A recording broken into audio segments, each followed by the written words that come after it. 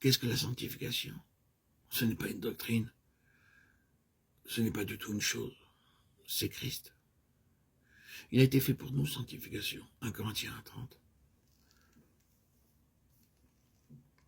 Si nous sommes en Christ, et si le Saint-Esprit nous enseigne Christ, nous connaissons tout ce qui concerne la sanctification.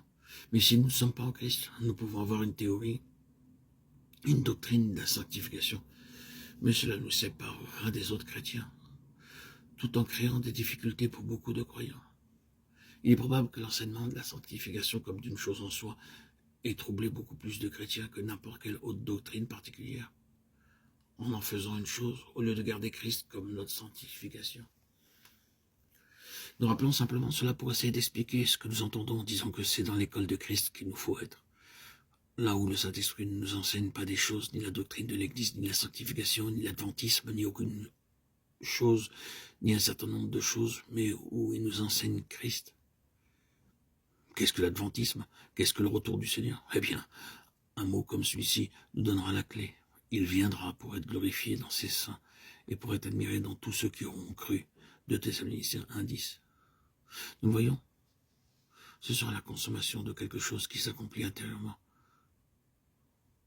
Comment donc puis-je savoir le plus sûrement que le retour du Seigneur est proche? Non pas avant tout par des signes prophétiques, mais par ce qui se fait dans le cœur des enfants de Dieu. C'est le meilleur signe des temps, ce que l'Esprit de Dieu accomplit dans le peuple de Dieu. Mais on n'est pas intéressé en cela. On aime plutôt savoir ce qui va se passer entre l'Allemagne et la Russie, l'Ukraine et la Russie, si ces deux pays ne finiront pas par faire la paix ou former une confédération. Et où cela nous mènera-t-il? Où nous ont amené tous les discours sur la reconstitution de l'Empire romain?